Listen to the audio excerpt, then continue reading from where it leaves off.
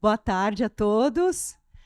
Eu sou a Magda Pucci, eu sou uma das curadoras do Festival de Músicas Indígenas, do Indígenas.br. É a terceira edição em que eu sou curadora. Esse ano eu divido essa curadoria com a Joana Ticuna, que é uma cantora do Amazonas, mas que vive aqui no Maranhão, que inclusive vai fazer a abertura hoje à noite. E é uma grande alegria a gente trazer os indígenas, que aqui é um verdadeiro encontro de indígenas de vários lugares do Brasil. Então, a gente tem 14 etnias aqui representadas, vários grupos do Rio Negro, do Mato Grosso do Sul, aqui do Maranhão tem vários grupos também. E a ideia é que eles se encontrem, que eles troquem ideias, que eles façam música junto, para conhecer um pouco mais. E, para quem não é indígena, para conhecer um pouco dessa diversidade que a gente tem no Brasil e que, às vezes, a gente desconhece por completo. A abertura musical vai acontecer às 7h, aqui embaixo, no pátio, com a Joana Ticuna e representantes do povo Guajajara e do povo Auaguajá. Agora, pela tarde, a gente tem uma roda de conversa, uma conversa aberta, com representantes dos Guajajara e dos Auaguajá, que vão se apresentar, vão falar sobre um belíssimo projeto que está sendo feito pelo Museu da Pessoa. E a gente está aqui com a Márcia, que é uma das pessoas que trabalha lá no museu, e vai contar um pouquinho das pessoas que estão aqui e também qual é a proposta. E a gente vai ver alguns vídeos produzidos por eles, né, que são depoimentos que são colhidos ao longo de um grande processo de trabalho aí. Tá? Então, a gente está muito feliz de receber vocês. É sempre bom conhecer mais e mais parentes, né, como os indígenas dizem. A gente já se sente até parentes deles também, porque a gente está convivendo constantemente. Né? Então, sejam todos bem-vindos. O pessoal que está chegando aí, convidem para vir assistir, porque tem uma programação até sábado, e tem as oficinas na parte da manhã, e à tarde as rodas de conversa, e à noite as apresentações a partir das 7h. E sempre 2 grupos, com estreia de documentários e muita diversidade musical dos povos indígenas do Brasil. Então, espero que vocês consigam vir os outros dias e trazer mais amigos para também assistir, tá bom? Então, Márcia, a palavra é com você. Obrigada. Boa tarde. Como disse a Magda, eu sou a Márcia, trabalho no Museu da Pessoa. Meu trabalho no museu é coordenar o que nós estamos chamando de programa Vidas Indígenas no Maranhão. Também nesse programa nós trabalhamos com patrimônios imateriais. Então, tudo que a gente vai trabalhar aqui, a gente entende que são patrimônios imateriais, né? E também costumamos dizer no Museu da Pessoa que cada história de vida é um patrimônio da humanidade. Então, é assim que a gente traz hoje essa conversa, entendendo que a história de cada pessoa, desses 3 povos indígenas, cada história que foi contada, ela constitui um patrimônio, e, por isso, ela está sendo registrada, preservada e difundida, né? Que muitas pessoas possam vir a conhecer. Então, eu não vou falar mais, mas o que acontece? A gente trouxe aqui representantes dos 3 povos com os quais a gente desenvolveu o projeto, que são os Auaguajá, como a Magda já falou, os Kaapó, depois eu explico que eles participariam, mas não puderam vir, e os Guajajara, os Guajajara da TI Caru, né, da terra indígena Caru, e os Guajajara da terra indígena Pindaré. Então, nós trabalhamos com 4 grupos. Desenvolvemos todo um processo com várias etapas, né, encontros de 10 dias, cada etapa a gente tinha 10 dias de trabalho. E quem vai contar mais o que foi esse processo são os próprios participantes. Nesse processo todo, eles começaram a se entender como guardiões da memória. Né? Vocês sabem que na terra indígena Caru, e mesmo na TI Pindaré, tem um grupo que se identifica como Guardiões da Floresta. Eu acho que eles podem falar mais sobre isso também. E, a partir dessa prática deles como Guardiões da Floresta, e fazendo todo esse trabalho que foi feito com a memória, com a preservação das histórias de vida dos seus parentes, eles se constituíram e se identificam agora como guardiões da memória. Então, eu vou apresentar, vou trazer aqui esses guardiões da memória. E tem algumas pessoas que a gente gostaria que estivesse que não vão poder estar. Os CAPO, os representantes CAPO não puderam vir porque eles estão de luto. Infelizmente, morreu uma pessoa, mãe do cacique, então eles não vêm. O cacique Guajajara Domingos ficou doente, também não vem. Eu estou falando porque tinha na programação, né, a participação dessas pessoas. E o cacique Pistola Guajajara, da terra indígena Caru, está com um filhinho doente. Inclusive, está fazendo tratamento aqui em São Luís, inclusive. Então, pessoal, de qualquer forma, a gente tem aqui um grupo que vai contar, vai dizer como é que foi esse trabalho, e mais do que dizer do projeto, é que eles contem um pouco como foi que eles viveram tudo isso em relação às histórias de vida que eles ouviram dos seus parentes anciões, registraram e fizeram um vídeo, enfim. Tá? Então, o Jonas é que vai conduzir essa conversa, né, Jonas? Jonas Samaúma, ele também trabalha no Museu da Pessoa, e aí eu acho que ele pode chamar os guardiões, né? Não serão todos a estar aqui, mas vão participar da conversa como vocês também, por isso que a gente chama de conversa aberta, né? Vocês podem perguntar e participar também.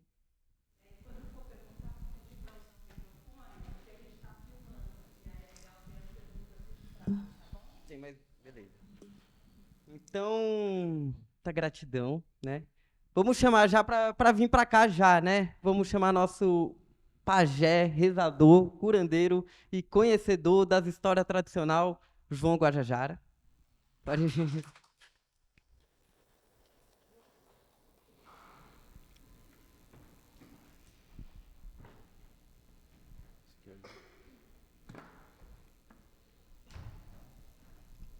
O grande cineastro, né? Cineastro, aprendiz, conhecedor e contador de história, Vitor Guajajara.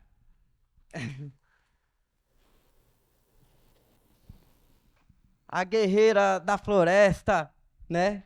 E também cineasta Cleane Guajajara.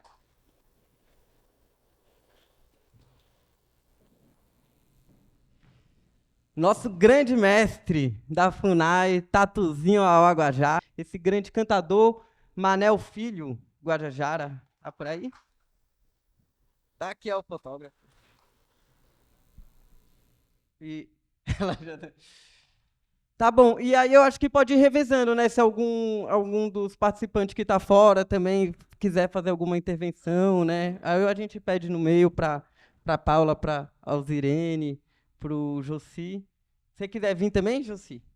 Vem aí, Jossi Guajajara, cineasta.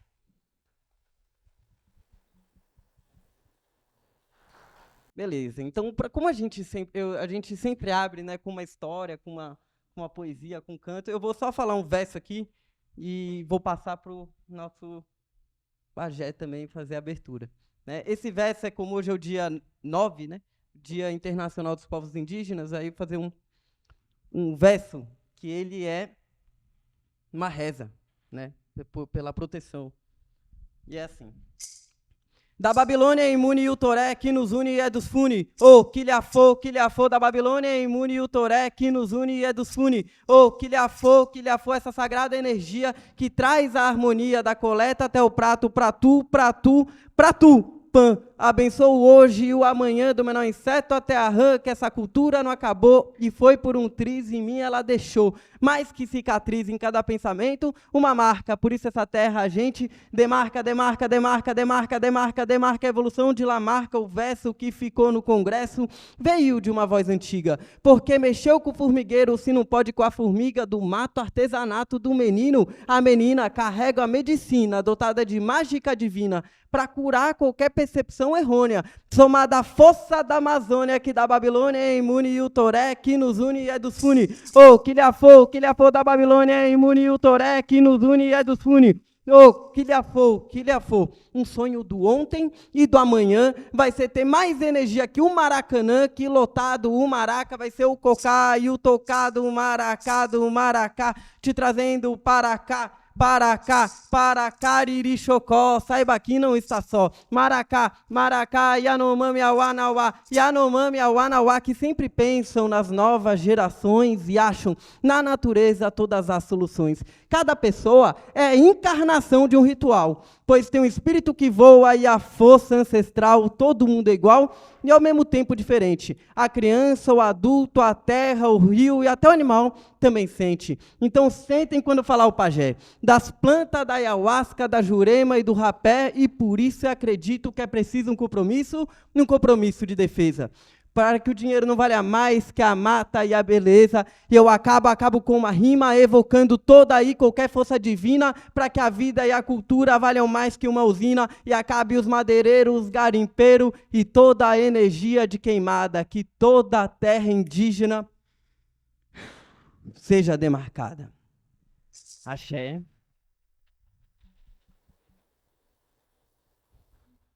Então, agradecer ao Instituto Vale Cultural, a Magna por fazer essa curadoria genial, e a Joana Ticuna, essa música ancestral ao povo, ao Aguajá, Guajajara e Capó, que não estão só, mas estão trabalhando dentro da floresta, nessa energia que resta, e através desses conhecimentos continuam a permanecer, que os passarinhos façam festa. Então vamos começar agora a nossa roda de conversa. E aí vou pedir para o nosso amigo João Guajajara fazer um canto aí para abrir e benzer mesmo esse momento.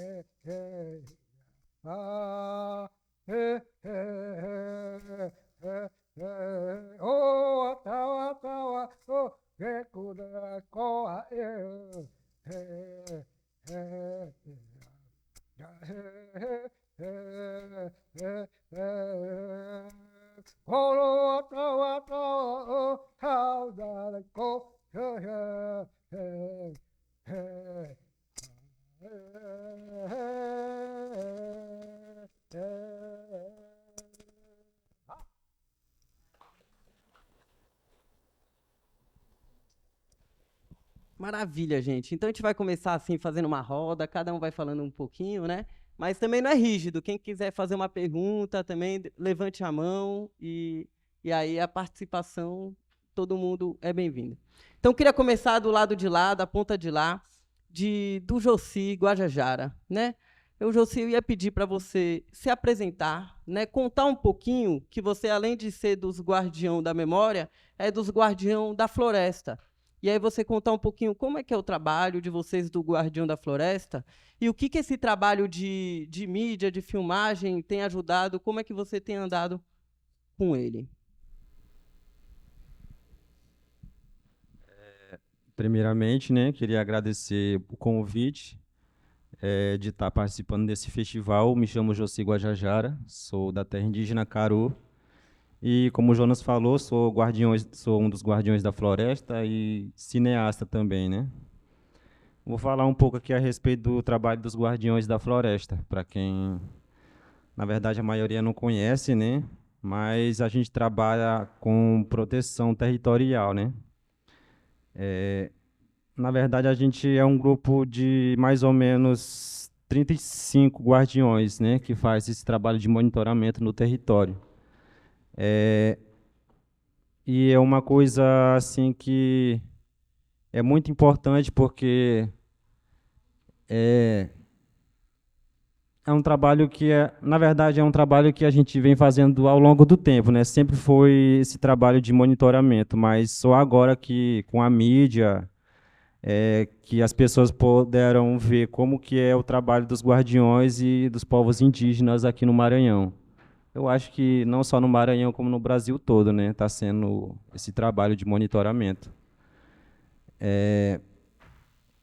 E E quando comecei a fazer vídeos, foi através desse trabalho dos Guardiões da Floresta, que também surgiu da necessidade, né, de a gente estar mostrando nosso trabalho, o que a gente vem fazendo no território, que é no caso da proteção, né? A gente fazia proteção, só que ali era só, não existia câmera. Quando a gente iniciou o trabalho dos Guardiões, e ficava tipo, por isso mesmo, né? A gente fazia o trabalho, mas não tinha prova ali como a gente provar o que estava acontecendo de invasão dentro do nosso território. A gente foi. Aí até que em 2017 veio o Museu da Pessoa, não, foi outra ONG, né? Foi o Vídeo nas Aldeias, que a gente teve um pouco de conhecimento também com os equipamentos de filmagem, né? Que é câmera, GPS e tudo mais. E foi uma coisa assim que me motivou muito a seguir esse ramo da comunicação, que ela deu muito resultado também, porque com a mídia ela ajudou nós, povos indígenas da Caru, a ter mais conhecimento, né? E também mais apoio das autoridades também que não conhecia o trabalho dos povos indígenas. E hoje, com a comunicação, a gente tá aí, né? Mostrando nosso trabalho, o que a gente vem fazendo e passando lá na comunidade. Eu acho que é uma coisa assim que é uma coisa de muita importância, né, para nós, povos indígenas hoje, que é a comunicação, porque desde sempre já foram muitas pessoas fazer entrevistas na nossa aldeia mesmo, né? Vai lá, filma e tudo mais, aí na hora da edição só conta o que eles querem repassar, né? Tipo, não conta um pouco da verdade que existe lá no nosso território. E a necessidade é isso, nós mesmos queremos contar a nossa própria história, né? Do nosso ponto de vista, da nossa visão, a gente hoje está na comunicação para isso, né? Repassar, transmitir a mensagem que a gente quer que os não índios conheçam, né? E é um pouco disso que, não sei se eu estou fugindo do assunto, né, Jonas, mas acho que é um pouco disso.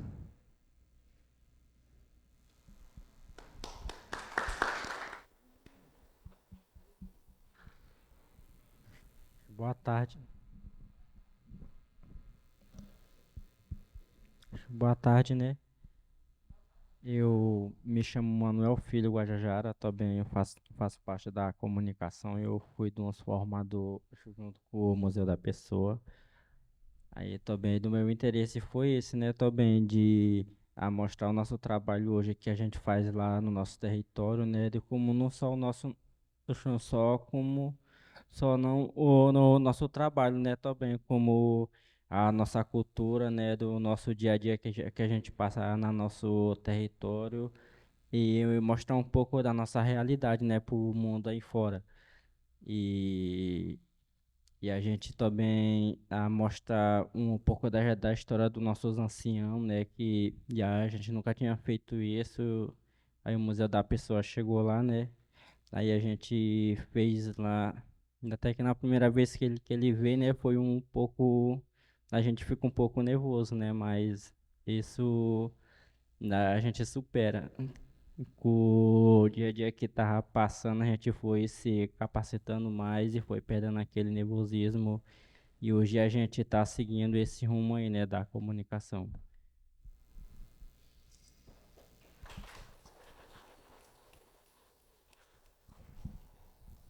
A gente já volta para vocês de novo. O João, gente, antes de ele falar, ele, às vezes a gente soltam de nós, assim, na mata, assim, rapaz, não sei se dura 2 dias, né, 3 dias. O João, ele passou 7 anos na mata, né, sem um isqueiro, sem nada, só ele e a floresta, né. E aí, a primeira vez que ele contou o que aconteceu foi dentro pra gente, pro projeto, pros jovens, né, vocês lembram desse dia? E aí eu ia falar, João, para você contar um pouquinho da sua história e como foi para você, porque o processo era com os jovens, só que o João todo dia acompanhava as aulas, ia todo dia. Então, fica à vontade, mestre. E aí que eu não entendia nada, eu não tinha nada. É uma história que já se passou dos tumores, a história. Já foi passei 6 anos. 6 anos sem existir os parentes. Eu pensava que os parentes não sabiam que eu não era, não existe.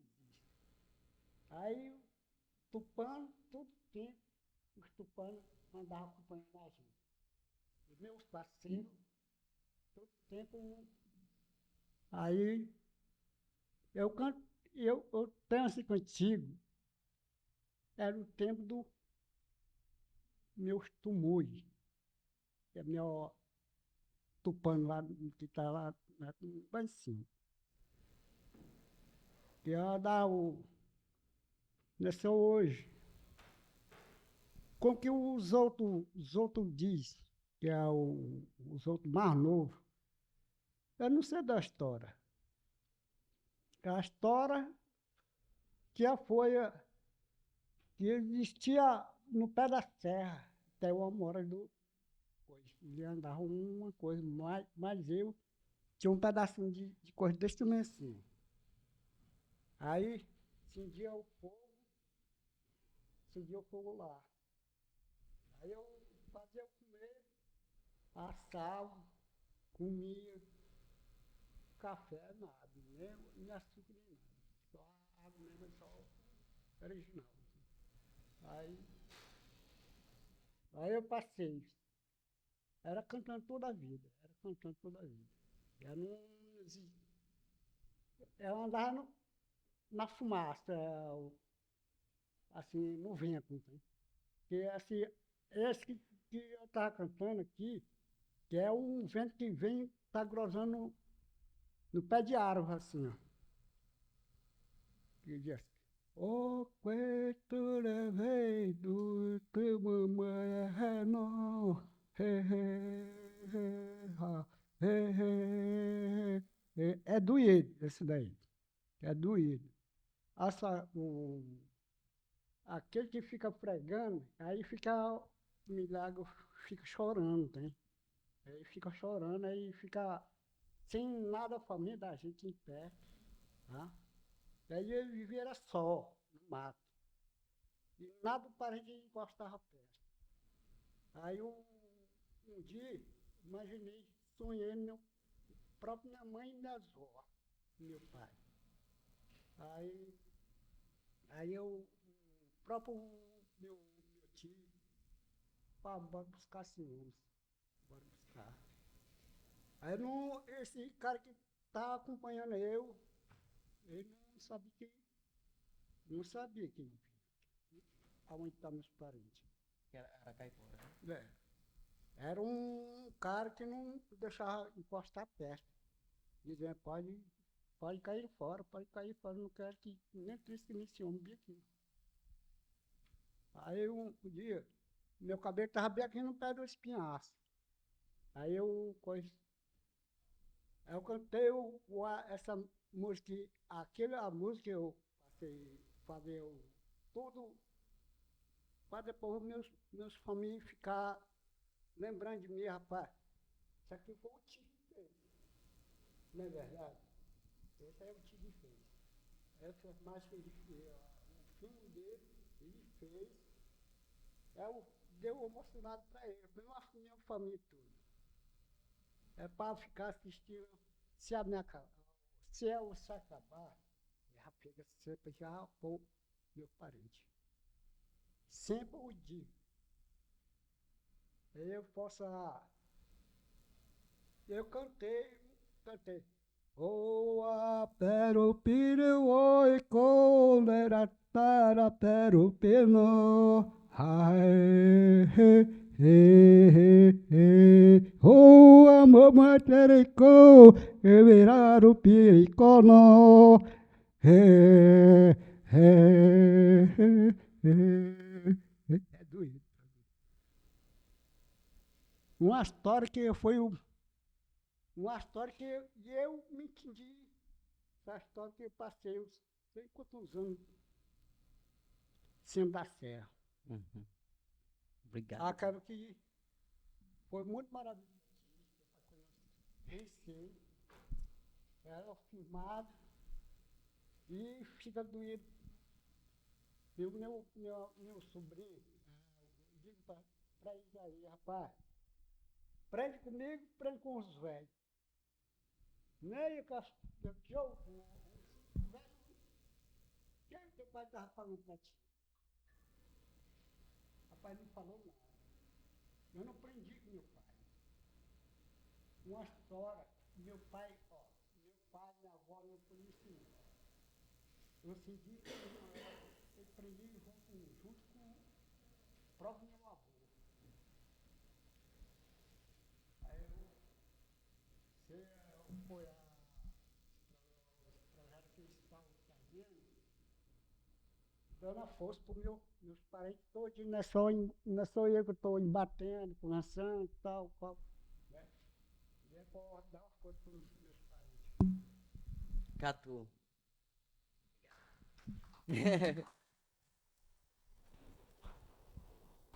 Antes de passar para lá, eu ia falar para vocês dois, né? Como é que foi, vocês contar um pouco como foi ouvir a história dele, né? Se vocês lembram daquele dia da caçada também, para o povo contar um pouco essa história. Mano.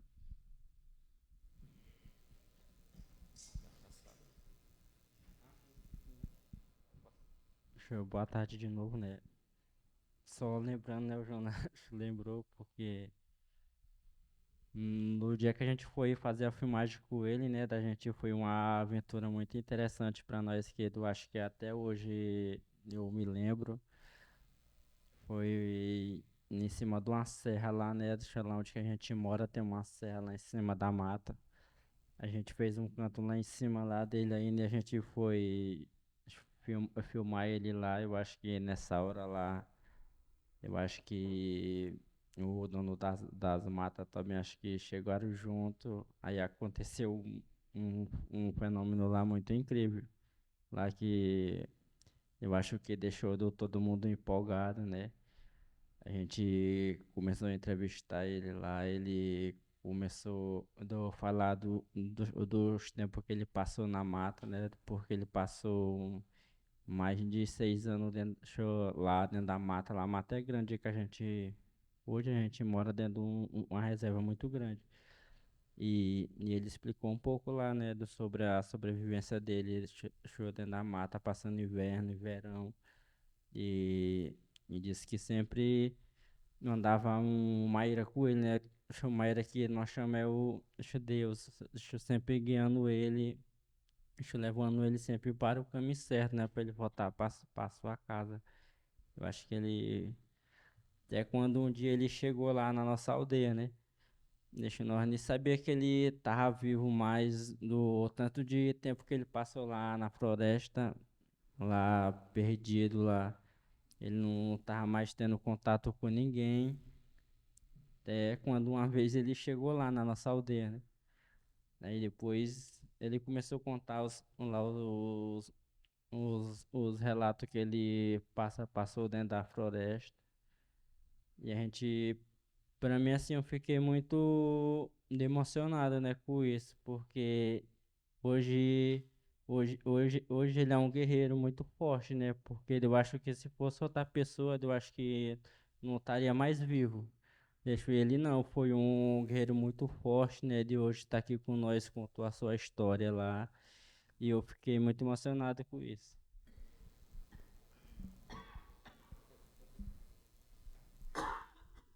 Eu vou só complementar aqui. E quando a gente foi entrevistar ele, né, o Candinho, a gente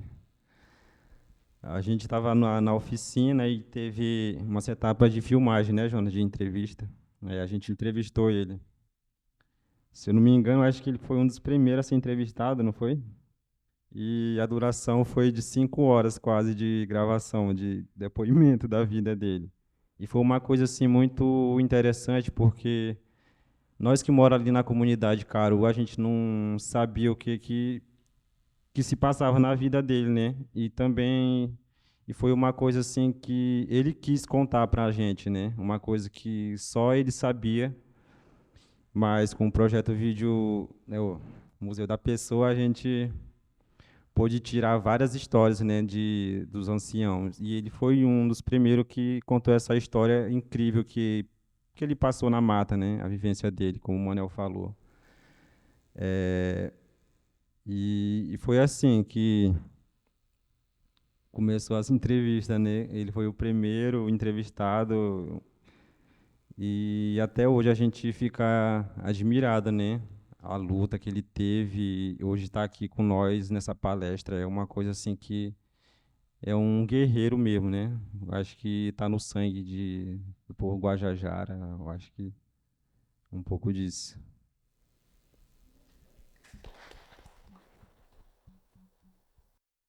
Passar um vídeo aqui, passar um vídeo e aí continua pro Vitinho. No teu dele, né? O do... Passa um do Caru, o do Caru.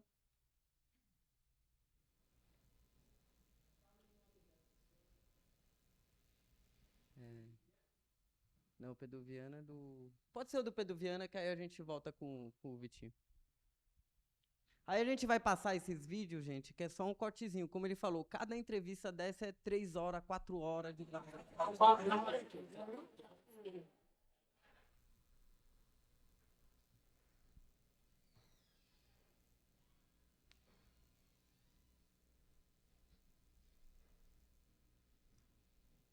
História, meu avô, ele sabia de muita história, muito, e não tinha fim para dizer assim, eu não sei mais de história.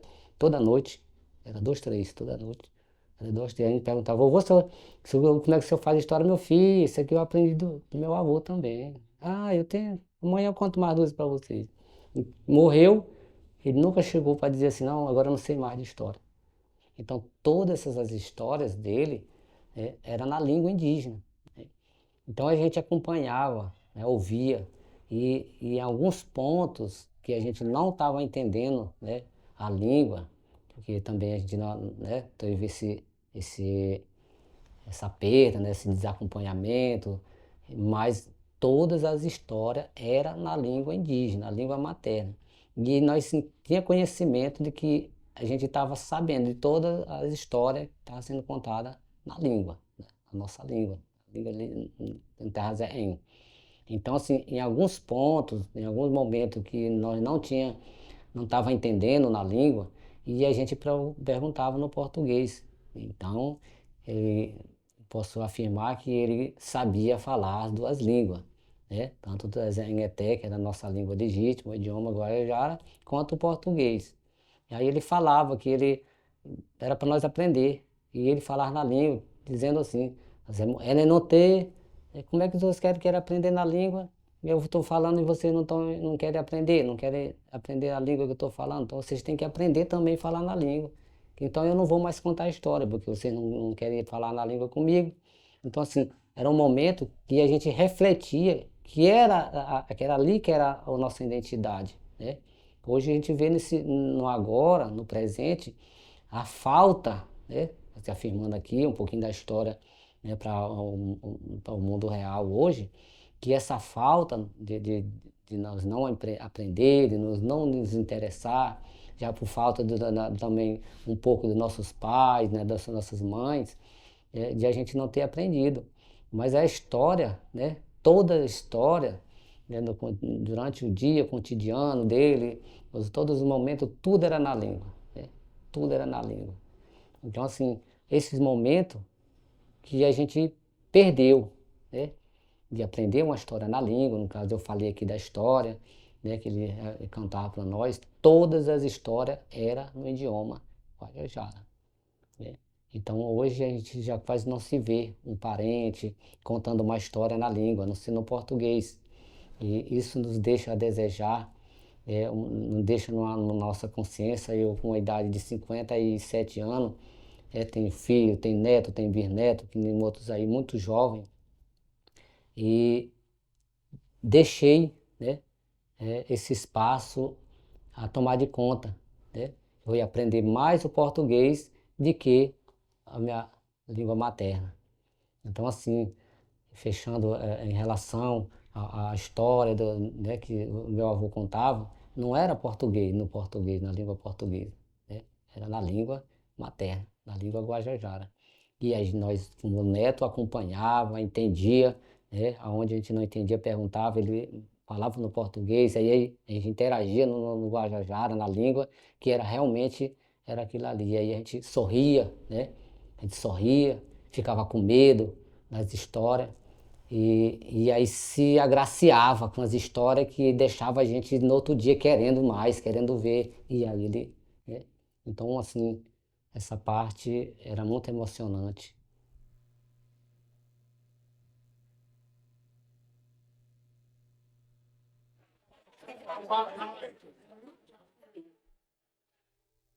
Queria pedir para você se apresentar, né, falar da aldeia que você é e contar um pouquinho da sua trajetória, assim, né, as pedaços que você fez, das histórias que você ouviu, né, o que mais te marcou, até se tornar hoje um dos nossos professores. Dané Caroco para o Pisanauê, né? Boa tarde a todos. Meu nome é Vitor Guajajara, da Aldeia Nova, Teio Rio Pindaré. E, assim, para mim foi muito gratificante, né? Desde a entrevistar as pessoas, principalmente os anciões, né?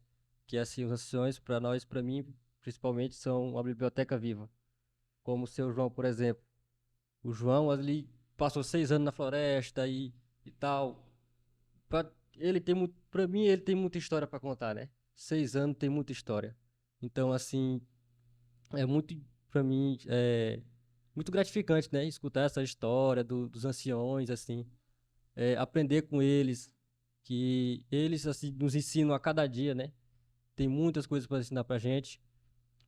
E, assim, participar né, da entrevista, até a edição, aquele momento ali, até se tornar né, um colaborador também, assim, de ajudar os outros parentes, né, próximos também, se tornar um guardião e preservar as histórias, assim, pra mim tô até sem palavras, assim, né, de dizer o que foi mais, é,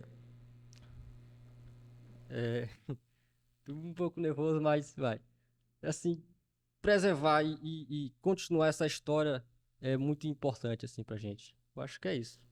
Se tornar um guardião, né? De pegar deles, e sentir, se conectar com eles a partir da história, acho que é importante. É isso.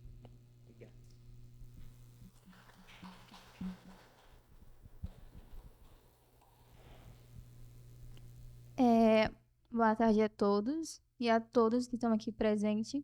Também queria agradecer por essa oportunidade de hoje estar aqui para mim falar um pouco da minha experiência sobre o projeto Museu da Pessoa. Para mim foi bastante importante ouvir cada história dos anciões. Teve algumas histórias que foram marcantes, histórias principalmente da minha família, foram são 2 anciões da minha aldeia, então todos os 2 foram entrevistados. E teve histórias que a gente não sabia, mas através dali, quando eles começaram a contar, a gente podia sentir a emoção do que eles viviam lá naquele tempo que a gente não existia. Então, assim, foi a emoção que eles transmitiram pra gente, histórias que a gente tem, que vai levar para a vida toda, para as futuras gerações. E é assim que os anciões falam, que eles contam as histórias para os mais jovens, porque lá na frente eles não vão mais existir. E então aquelas histórias são preservadas, ficam na nossa memória, para a gente também poder repassar para os nossos futuros filhos, que as futuras gerações Então, é história que cada uma aqui de nós tem uma história para contar.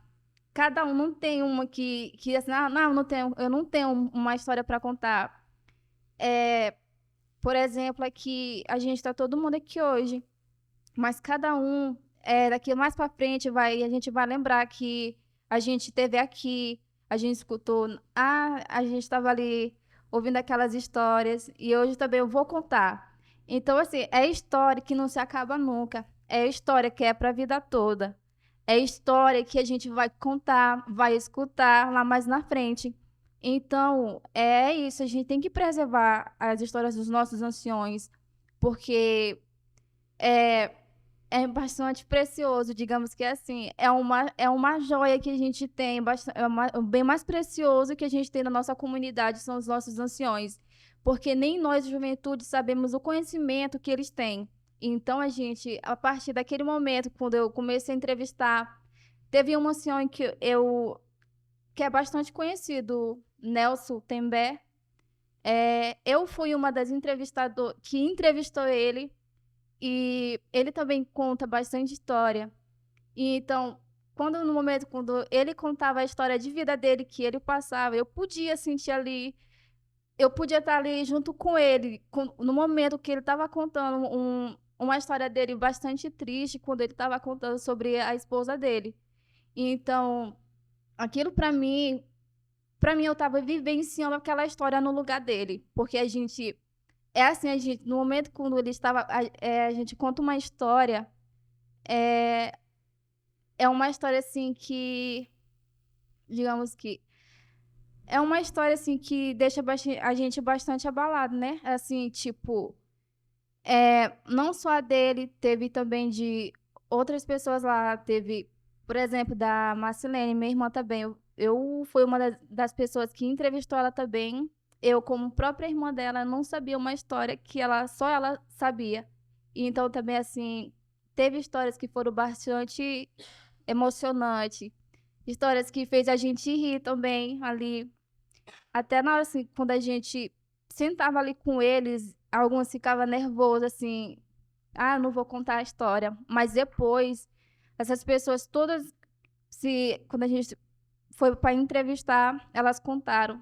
E não foi só aquilo que ela sabia, mas acho que a partir dali, quando ela começava a contar uma história, acho que já surgia outro, e então, através daquelas histórias, assim, elas contavam assim, não, mas teve aquilo, aí teve. Então, assim, tipo, são histórias que, como eu disse agora há pouco, que não se acabam.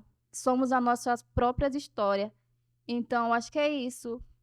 A vida de comunicação é isso. Se a gente for aprofundar em várias histórias, a gente vai viver bastante emoção. Então, ser comunicadora é isso, transmitir, é levar para aquelas pessoas que elas não conhecem as histórias, principalmente dos povos indígenas, que a gente vem aí vendo, cada dia vê uma batalha.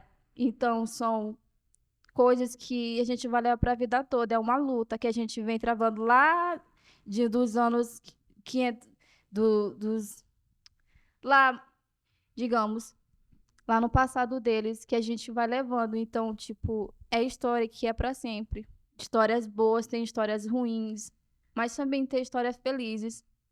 E para mim foi bastante precioso, foi bastante gratificante eu ter participado desse curso, conhecer histórias do meu povo Guajajara. E então é isso, um pouco disso.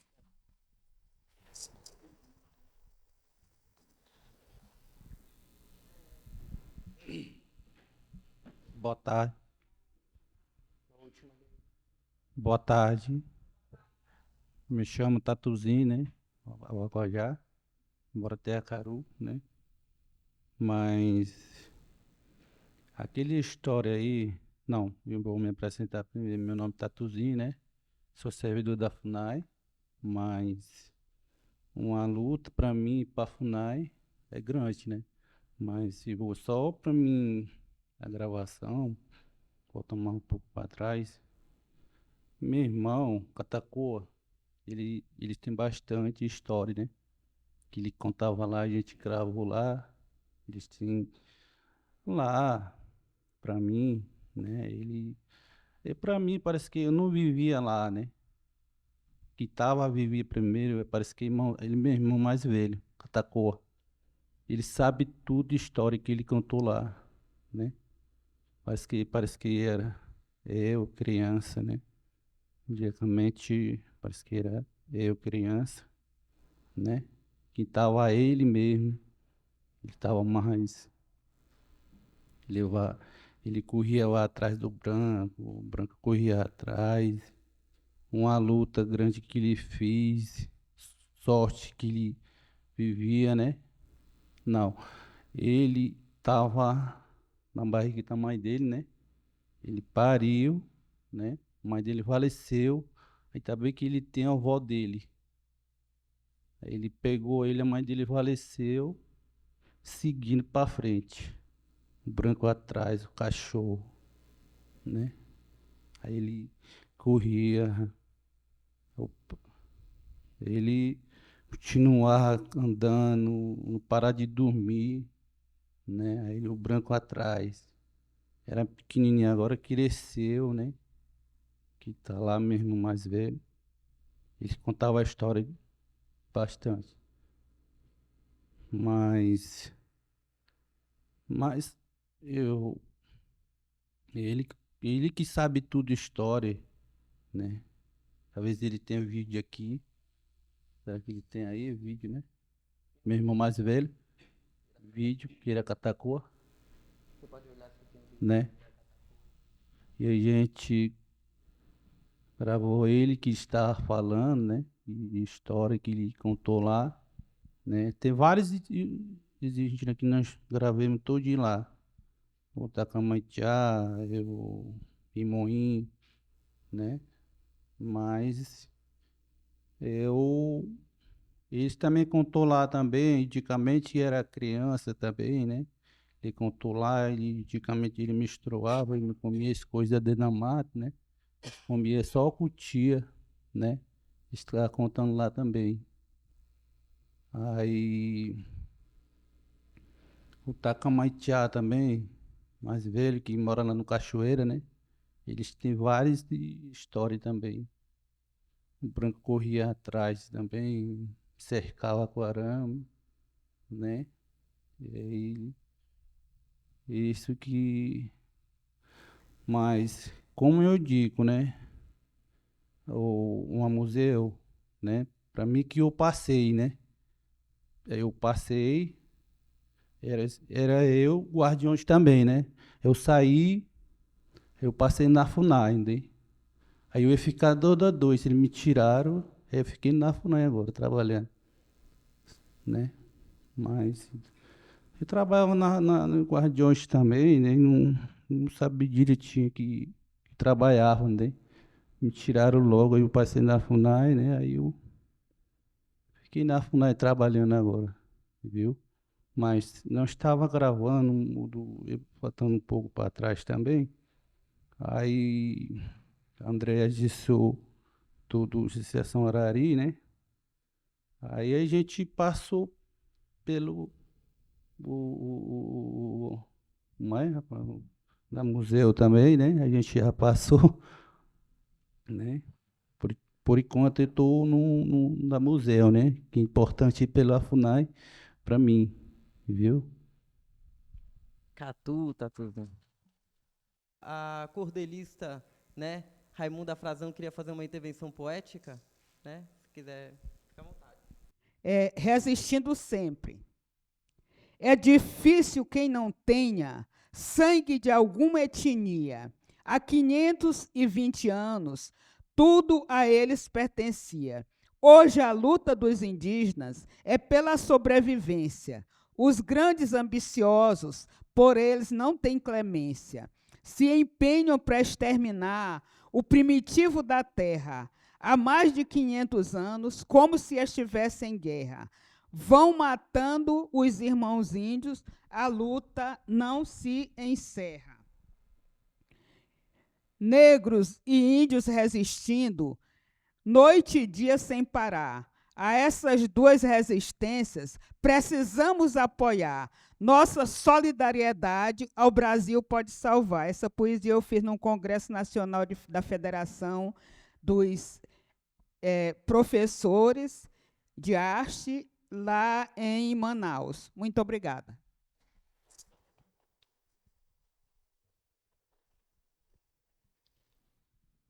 Antes de abrir para a pergunta, a gente vai exibir mais um vídeo que é a história do Sapula, né? O irmão do João.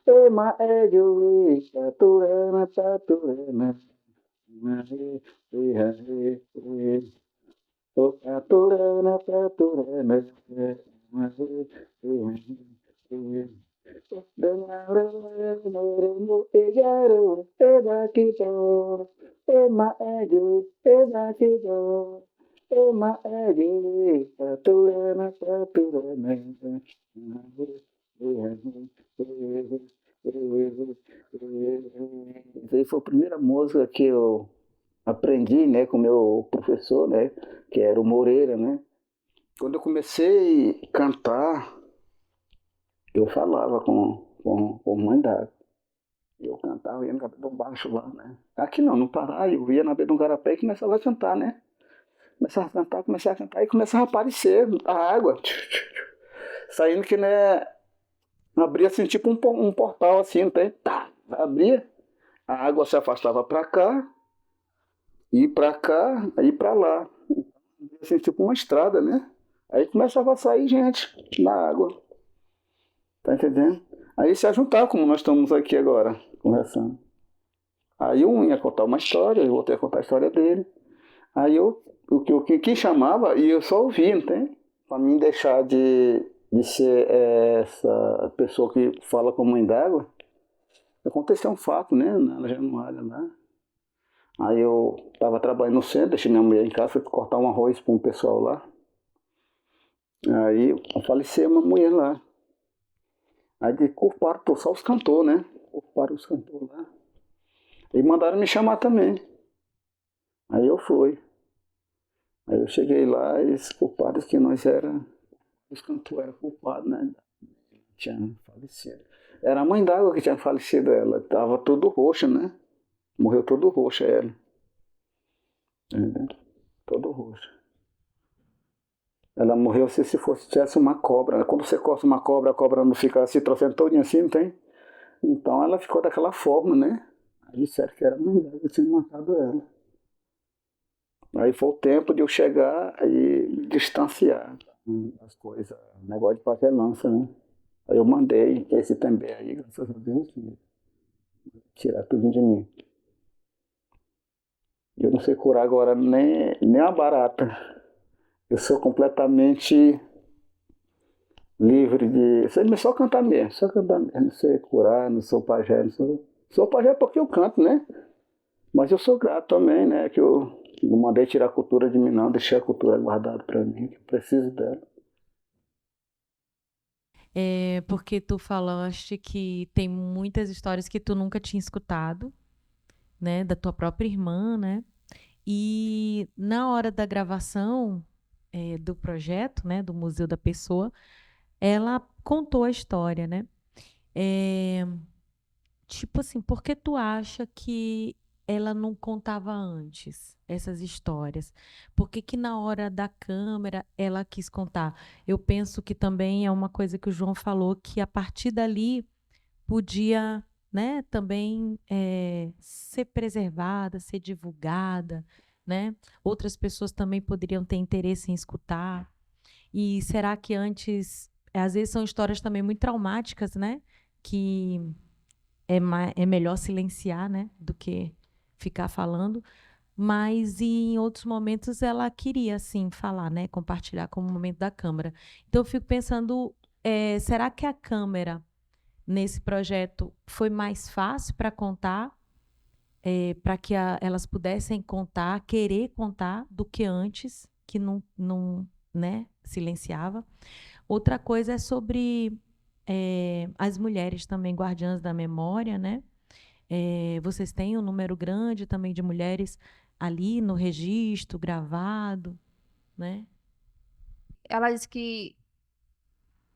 Porque agora ela é evangélica, não tem? E então, quando ela vivenciou aquilo, ela era, acho que, mais jovem ainda. E então... Só que ela só falava assim, que ela tinha uma história, mas que ninguém sabia. Que ela foi criada pelos meus avós, que já faleceram. E ela sabia que ela via muitas coisas. E então, eu acho que lá no momento, quando a gente foi entrevistar ela contou essa história quase no final, mas ela contou.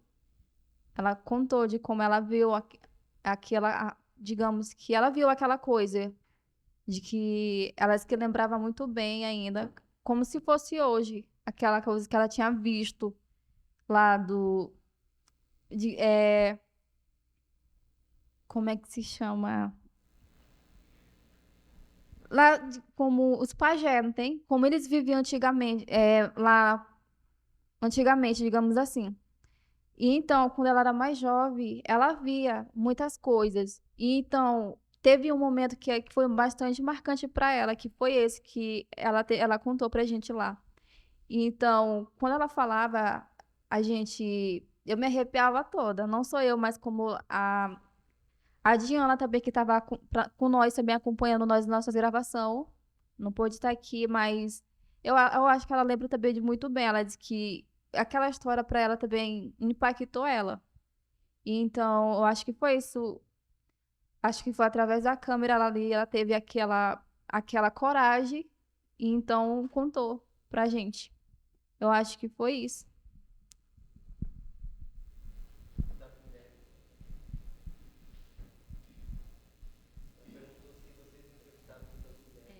Sim, a gente entrevistou várias mulheres, eles também, e cada uma delas contaram uma história de vida delas, de como elas viviam.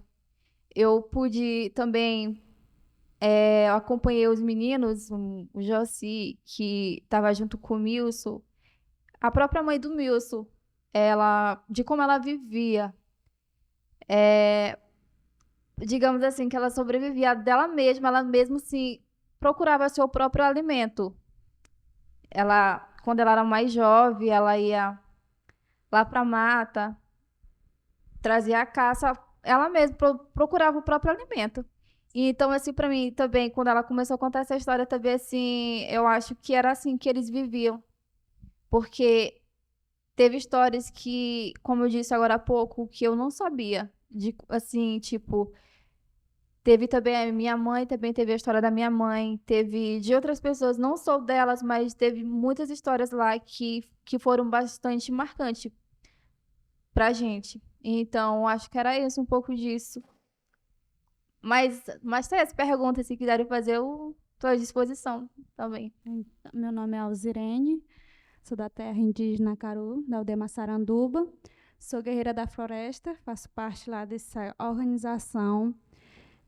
A gente trabalha com fiscalização junto com os guardiões da floresta também, e a gente trabalha em sensibilização do entorno da nossa terra, que é para falar sobre o meio ambiente e o trabalho dos guardiães, nosso, da proteção territorial. E o trabalho deles também ajudou bastante na questão de proteção territorial, né, que eles aprenderam a mexer também com drone, nós também, mulheres, também já sabem manusear drones. E foi muito importante esse curso que foi para lá, para a aldeia Massaranduba, do Museu da Pessoa. foi muito importante. Eu achei muito lindo o trabalho deles todos, principalmente o do Joãozinho. E é isso. Estou aqui para somar junto com eles. E sou artesã também e estou aí para somar. A Patrícia fala aqui que é a irmã da Poliana, que não pôde vir, que foi uma das participantes também do curso aí do museu. Boa tarde, eu me chamo Patrícia, sou lá da aldeia Massaranduba, terra indígena Caru.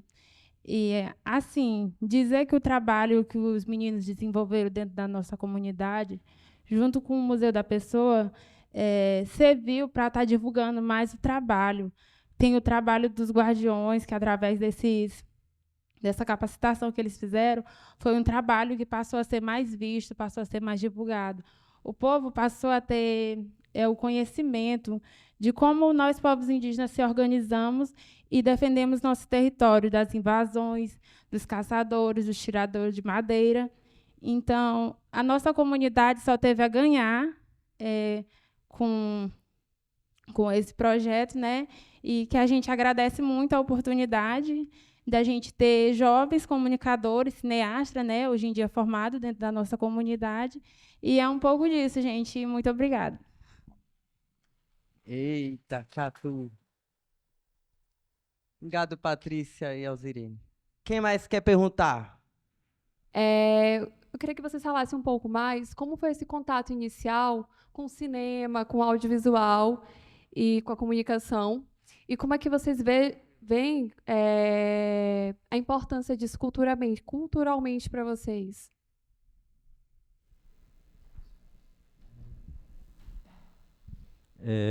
Boa tarde novamente, né? Como eu falei, quando a gente teve o contato com a câmera, foi mais pela necessidade que a gente estava tentando de registrar, né, prova do que estava acontecendo dentro do nosso território na época. Lá em 2014, 2012, a invasão no nosso território estava muito grande, tanto de fazendeiro como madeireiros, caçadores e tudo mais. Aí a gente fazia fiscalização e não tinha prova, né? Era só na palavra, tipo, a gente via lá e falava e ficava por isso mesmo. Aí a gente sentiu um pouco da necessidade de registrar, né, em câmera, em vídeo, em foto e tudo mais. Aí foi quando o Museu da Pessoa veio, né? A gente teve mais capacitação e foi isso. A gente foi mais também tendo mais conhecimento de como utilizar a câmera. Na verdade, a gente teve uma ação que repercutiu muito, né? Numa fiscalização que a gente estava tendo lá na época. A gente se deparou com uma invasão muito grande de madeireiros e lá dentro do território tinha muito gado. A gente fala de zorra, né? Que lá o pessoal utiliza para tirar madeira de dentro do território para fora. Eles arrastam, faz umas carroças, não sei. Aí a gente se deparou com essa ação e a gente aprendeu, né, com os guardiões. A gente aprendeu o gado dentro do território e foi meio que teve uma ação imediata lá por parte dos invasores, né? Fizeram, na verdade, eles tramaram lá uma emboscada lá para a gente teve que ficar encurralado onde a gente estava no momento lá, dentro do nosso próprio território, né? A gente ficou encurralado nessa vigilância que a gente estava tendo. Aí, nessa hora lá, que a gente tem a coordenação também dos guardiões, né? A gente decidiu liberar os bois que tinha sido apreendido lá. E lá foi muito louco, porque a gente se sentiu mais que ameaçado, né? A gente estava mesmo no conflito direto ali com os fazendeiros, os invasores lá, e eu acho que isso foi um gatilho também para a gente seguir em frente, né, se manter na comunicação, no registro. Hoje a gente já tem 3 filmes já rodando também em festivais aí, fora esse do Museu da Pessoa. Tem o filme Guardiões da Floresta também, a história dos cantos. Tudo isso foi através de projetos que a gente fez também, né, em parceria com o Museu da Pessoa, outros com Vídeo nas Aldeias. E assim, é uma profissão que a gente futuramente está ingressado aí nessa arte da comunicação e do audiovisual. A gente está. E outra coisa, né, a gente está com o pensamento de repassar para a comunidade, os jovens, também aqueles que queiram se interessarem. A gente está disposto também para ensinar a mexer em câmera e edição e tudo mais. A gente está com esse pensamento de hoje para frente, né? E é uma profissão, né, que a gente adquiriu. Na minha parte, a gente está firme e forte na comunicação. Ô, Márcio, antes de perguntar, eu ia só pedir para a nossa guardiã da memória master, Rairiza Guajajara, acabou de chegar. Eu ia pedir para a Rairiza se apresentar. E aí, Rairiza, eu ia pedir para você contar um pouquinho, né, como foi o processo que vocês fizeram de entrevista das flores, das histórias, das rodas de conversa. Contar para você assim o que foi mais especial aí. Foi muito gratificante, primeiramente porque o ato de contar a história ele é tradicional dos povos indígenas, ele é tradicional e natural. Sempre desde o início a gente aprende a ouvir histórias com os anciões, com os nossos pais, nas rodas e nos momentos, né, do cotidiano, na roça, na pescaria. E o ato de contar histórias, ele estava ficando de lado, né, por conta da rotina de vida de nós indígenas. E foi muito importante poder ouvir, principalmente os anciões, que, através das histórias vividas por eles mesmos, têm um conhecimento que é repassado a nós. Toda a história, ela vem com grandes conhecimentos e grandes ensinamentos através dos anciões. Foi onde a gente pôde ver e dar mais valor a nós mesmos, porque tudo o que aconteceu com relação a território, saúde, educação, algum ancião ele teve um papel fundamental. E a gente encontra isso através das histórias que eles contam. Então, foi muito importante para a gente parar para ouvir eles, né? O que eles tinham para nos dizer. E dentro desse curso, dessa formação que a gente teve, a gente aprendeu a fazer perguntas, né, que indagasse a pessoa a uma resposta e perguntas que levasse aquela pessoa a te dar uma história, né, algo interessante, além de uma simples resposta concreta. A gente também aprendeu a operar as câmeras, a ver o enquadramento, a melhor forma de tirar foto, a iluminação, o áudio. Então, isso foi muito importante, porque além de ter ali armazenado num banco de uma memória, né, a memória de uma pessoa, a gente poder mostrar também um pouco da vida da pessoa, que não só a história é importante, mas sim o contador da história, o dono da história, né? É muito legal ver vocês falando sobre essas histórias de vocês com as histórias dos seus parentes, né, dos seus ancestrais. É muito importante a gente saber o quão é relevante esse registro, né, porque agora vocês têm um material que vocês podem mostrar para novas gerações, muito legal. Mas é como você estava falando, ainda puxando um pouquinho essa história, como é que é? Me dá um exemplo assim, de que perguntas, como que vocês faziam essa metodologia para chegar na história daquele seu tio, do seu avô, do seu pai? Quais são os elementos que fazem vocês trazer à tona essas histórias? Então a gente primeiramente começava, né, a perguntar onde a pessoa nasceu, né? Aí de lá ela ia começar a contar, por exemplo, eu nasci em São Luís. Aí como era em São Luís, assim, como era, tinha muitas matas, como era, cite exemplos de como era que, né, os aspectos onde você morava na floresta, ou como caçava, né? Como que você fazia antigamente? Então essas eram as perguntas que a gente fazia, até chegar numa flor da história, né? No coração da história, né? Eu acho que é isso.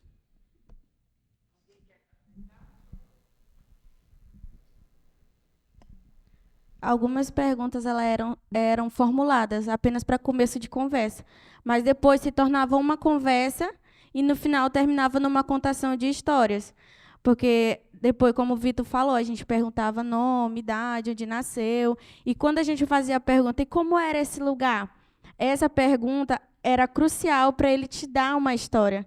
Ah, era assim, não tinha muita mata, tinha diversidade de animais. Aí ele, e como você caçava, você pescava, e como que era? Aí ele ia contando, ele contava a história dele, a história do lugar e a história de outras pessoas também que conviveram com ele. Eram as perguntas cruciais que levavam a pessoa a contar a história, né? E era uma história totalmente. Tinha histórias que se cruzavam, né? Tinha histórias que, exemplo, tipo, aconteceu na Areinha, aldeia Areinha, e acabava na outra aldeia também. Então, uma aldeia tinha uma conexão muito grande, né? Por conta das histórias de uma história se comunicar com a outra. E assim foi formando a história praticamente do território. Só mais uma perguntinha em relação às histórias. Tinha histórias que tinha cantos no meio, cantos de animais, de seres invisíveis? Tinha algumas desse tipo? Sim. Todas as histórias que envolvem os anciões, tudo são relacionado à cultura num todo. Canto, dos animais, da floresta, de pescarias, de tudo. Principalmente os anciões, eles falam bastante com relação a essa parte mais espiritual. Só que vale ressaltar que tem coisas que eles não podem contar. Que é como eles falam, eu não posso falar, né? Eu não posso falar porque vocês não estão preparados, né? Vocês não podem. Então, tem coisas que a gente nunca vai saber, porque a gente sabe que a juventude de hoje é totalmente diferente da juventude de alguns anos atrás, né? Hoje você tem um celular, não é tudo que você pode estar postando, e então eles são muito disso, eles são muito privados em alguns tipos de histórias. Mas sim, tinha histórias sobre canto, inclusive tem uma história muito bonita que foi apresentada lá num trabalho da minha faculdade, que foi produzido na aldeia Massaranduba pelos comunicadores de lá, que foi com o Sapula, que ele é um dos um ancião que tem lá, que é irmão do seu João, e ele compõe, né, os cantos, e ele fala da origem dos cantos. E eu achei muito interessante porque a origem dos cantos no território da Massaranduba, apesar de ser o mesmo povo e falar a mesma língua, é diferente da origem dos cantos do território da Rio Pindaré. Então, eu achei muito, muito bonito. E nesse dia, a gente não tinha nem combinado. E aí foram duas histórias com relação a cantos, e foi duas diferentes, mas que fazia sentido. Então, muito bacana a produção dos meninos também.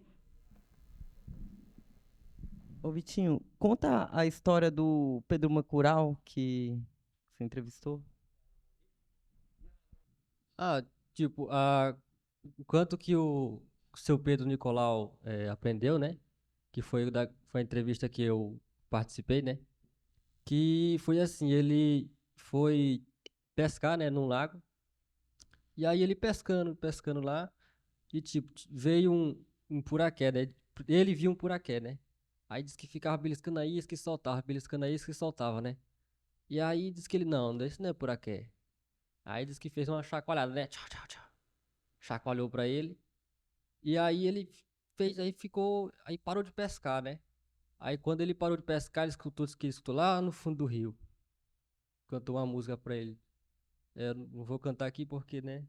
Como a Rariza falou, não pode cantar porque é canto de mãe d'água, né? E, tipo, acho que eu não posso cantar aqui.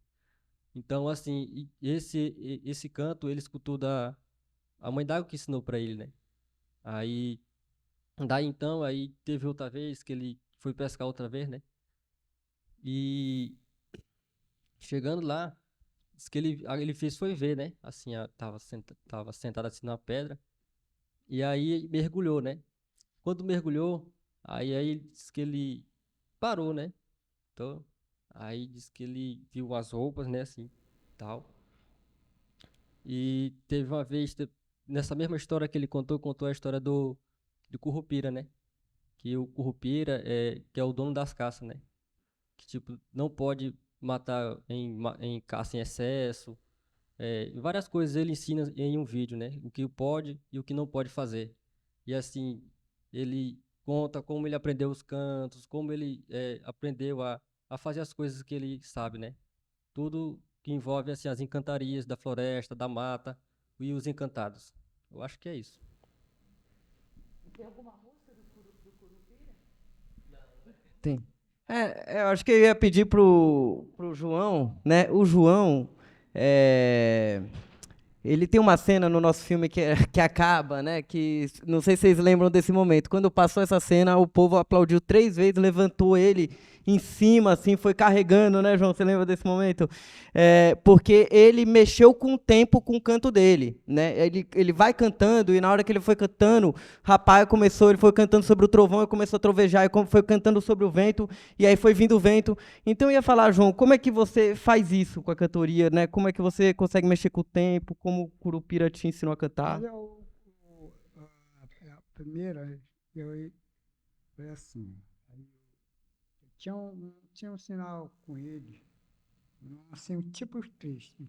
Aí eu estava sonhando e tinha um negócio, um cachimbo debaixo da minha rede armada. E uma menina foi deixar lá debaixo da minha rede. Aí eu apanhei esse cachimbo, eu ponhei lá, ele me deu o cachimbo na minha mão, a esquerda. Aí eu ponhei essa lá, no momento que ponhei lá, olha, esse cachimbo não pode tu dar para alguém, de jeito nenhum. Pelo amor de Deus, não quer que dá de jeito nenhum. Aí eu ponhei lá, já foi já combinando com ele já. Combinando com ele, entende? Aí foi lá agora. Rapaz, você sabe que eu gosto de você demais, eu gosto de você. E a menina foi agora sentou, peraí, de pertinho de mim assim. Ele me arrepiou bem assim, não estava nem dormindo, né? A vista me sentou bem assim, ó. Acendeu o cigarro, botou na minha mão. Toma esse cigarro bem aqui. Pode tomar esse cigarro bem aqui. Meia hora, com 5 minutos. Meia hora. O trovão subiu. Parece uma coisa assim. Prau! Estrou lá em cima. Estrou lá em cima e fez só aguentar um pouco aqui. Fez só aguentar. Aí o chão ficou tremendo assim, ó. Lá, né? Aí eu cantei que aquela firmeza que me rupiou toda, a minha cabeça cresceu, eu fui filmando, aí foi crescendo, meu cabelo rupiou e fui subindo. Aí ele aqui, que foi isso aqui, meu João? Não sei. É só que é uma ação que eu não disse nada para ele, que eu quero que eu pegasse ele lá em cima do alto. E de repente que eu ia pegar ele lá em cima do alto. Aí ele acendeu o cigarro, ele aqui, acendeu o cachimbo dele, ficou em cima do corpo lá, em cima da tábua. Até os meninos viram lá, acendeu e apanhou o cachimbo dele da mão dele, nem assim a hora que ele sentiu, a hora que ele sentiu lá. Aí trovou agora. Aí o coisa ficou dançando lá para ele, lá ele ficou interessante. Aí, ó, de repente, formou uma casa lá em cima. Nem choveu, aonde nós estávamos, tá enxutinho. Aí ficou só tremendo, aí eu cantando para ele, cantando. Rapaz, que diabo é isso mesmo, rapaz? Não, deixa quieto, fica tranquilo aí, não vai dizer nada. Aí ele filmando, aí os meninos dizendo, rapaz, te incomoda com isso aí. Aí começou foi um pontapé de vento, tá levando era a gente lá de cima do alto. Aí parei um pouco lá, eu cantei aquela música para ele. Aí devagar que foi abrindo só agora. Foi interessante. E aquele que eu canto é Dom Itazaro. É o dom da pedra. É o dom da pedra, ele mora em cima do alto. É um pé de árvore que se grossa assim no pé de árvore. É uma coisa que ele é um combinado lá. É uma coisa que ele não mexe com ninguém. Ele não mexe com ninguém. E é amigo das duas pessoas, não tem? É quase tipo de uma pessoa, um gente. Né? Ele bola uma mulher e um rapaz. Três casal. Foi ele que te ensinou a cantar? Esse que ele me ensinou a cantar. Passei 6 anos mais ele, rodando na mata toda. O espírito. Prefeitinho. Eu me ensinava. E e era correr da noite todinha, andando. Comi o turupico, ataico, tulecoa. Awa vai coa porta mai novico, ave no mare cono,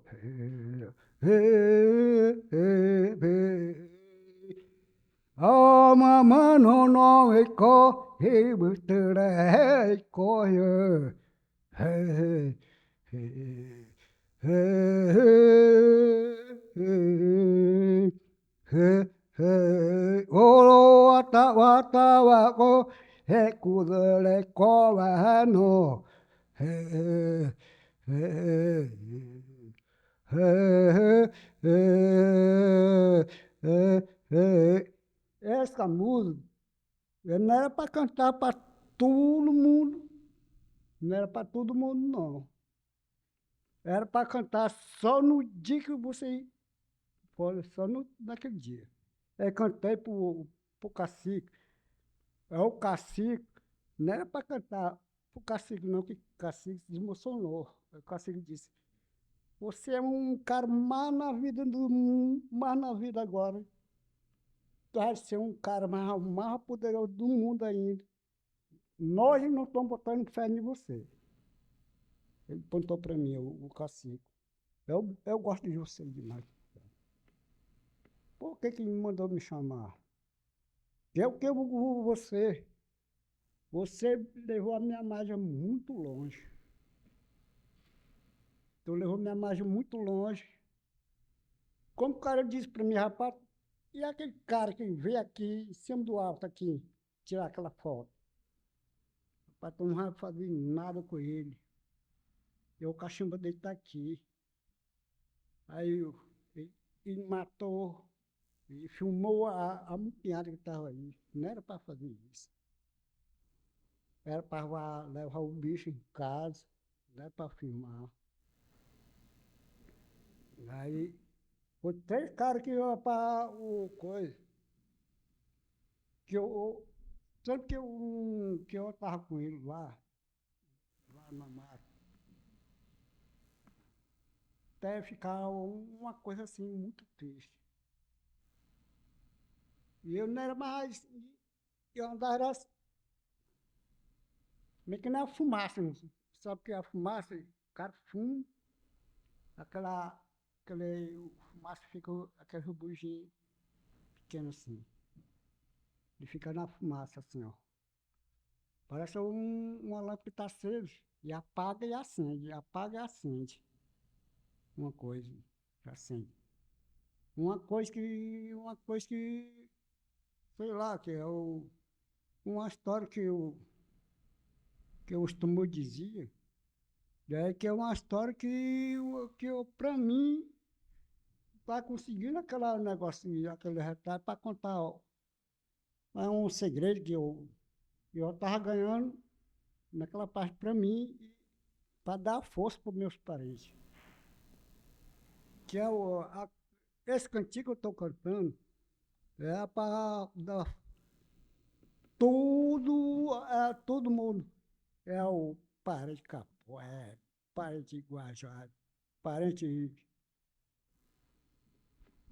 assim, tal dos outros parentes daí do mundo. Assim. É tudo. Como que eu coisa que nessa falta foi tudo no mundo. Eu fiquei eu fiquei meia hora assim, eu fiquei lá em casa. Eu sonhei, o caboclo veio lá em casa. Eu estava dormindo em casa e ele chegou. Chegou umas horas da noite lá em casa. Rapaz, nessa hora que eu fiquei me tremendo todo dia assim, tem? E eu moro sozinho lá em casa. E o cachorro latiu. Aí não roaiou com o cachorro.